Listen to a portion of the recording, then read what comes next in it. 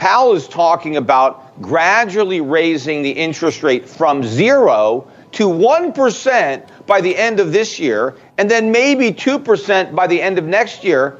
Inflation is already 7%, even if you accept the government's numbers, which are a lie. How do you fight 7% inflation with 2% interest rates? Remember, the Fed had interest rates at 2.5% in December of 2018 when they had no inflation to fight. The CPI was only up 1.9% in 2018, yet the Fed is not even going to raise interest rates now to a level they were back then. So the whole thing is a lie. The truth is, if the Fed actually raised interest rates high enough to fight inflation, it would crush the economy. We'd have a worse financial crisis than 2008. Stock market would crash, bond market, real estate market. Government would have to slash spending because interest rates would skyrocket.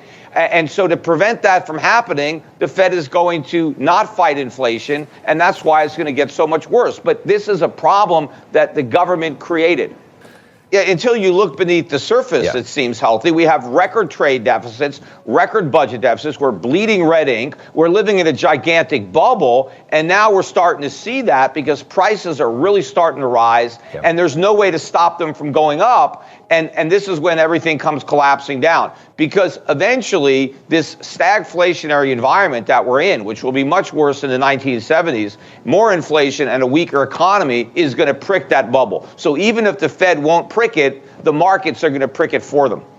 Well, the worst of what's coming could be hyperinflation. I mean, you used that word earlier. We're not there yet, but that's exactly where we're headed. And if you're retired and you want to stay retired, or if you're planning on retiring, you better get out of dollars. You got to get out of U.S. dollar-denominated assets. Those are any kind of debt instruments in dollars. Inflation is going to wipe you out. It's a gigantic tax, and it's going to impoverish an entire generation unless they act quickly to get into real assets. Foreign assets. I like buying foreign stocks, good dividend-paying stocks, commodities, energy, agriculture, minerals, precious metals, industrial metals. You have to own real things that can't be printed, because if you just own paper, you're going to get wiped out. What's real estate right now in this country? I mean, if you own houses, if you own apartments.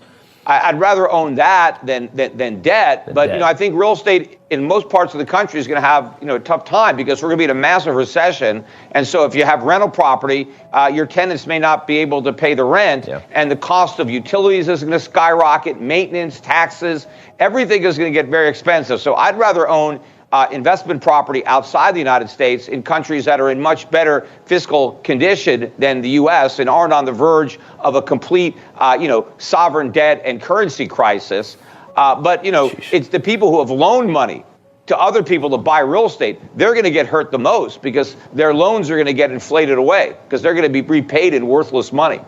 But we didn't learn anything. They're not going to fix the problem. They're going to make the problem worse. And first of all, they're lying about the extent of the problem, because 7.1%, which is supposedly going to be reported tomorrow as the increase in the consumer price index for 2021, that doesn't really measure consumer prices accurately. If we just used the same CPI that we used during the 70s and the 80s and applied the numbers today, we would get about 15% inflation for 2021. So this year, or last year, was worse than any year of the 1970s. And it was worse than 1980 when the CPI was up 13.5%. So this is the worst inflation we've ever seen. But unfortunately, it's going to get worse because we have just seen the tip of an inflationary iceberg. How did they do this to us? What did they do? Quantitative easing. How do you think? The Federal Reserve created the problem. They've been printing all this money, but they sent the printing presses into overdrive during the pandemic. But we had an even bigger problem.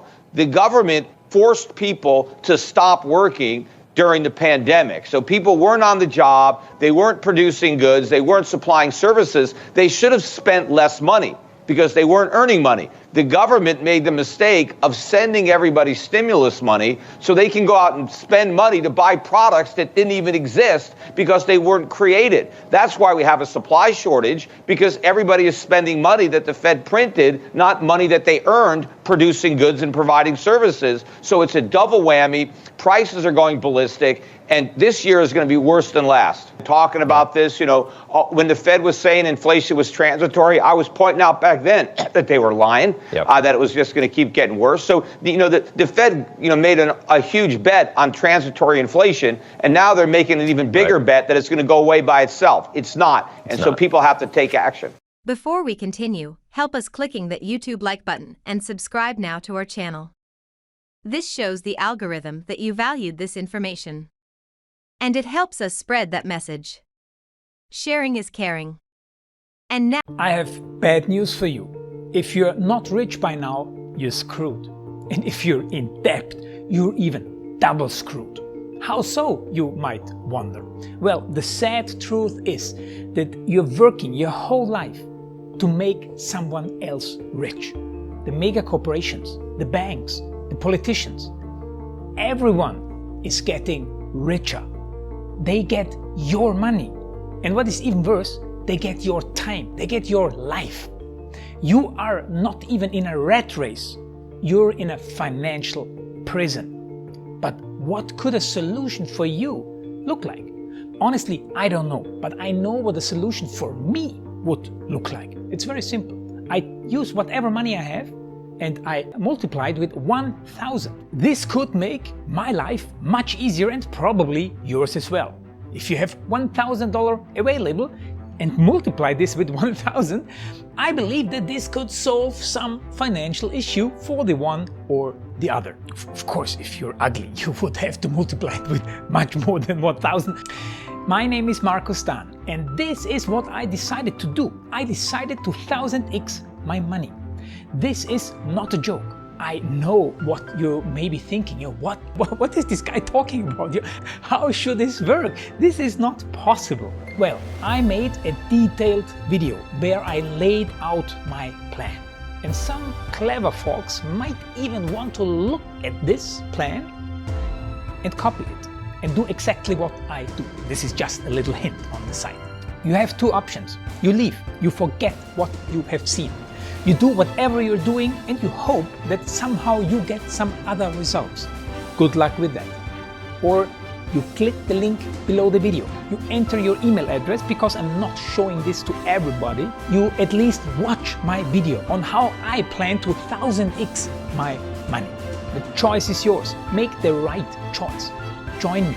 See what a different future you could have.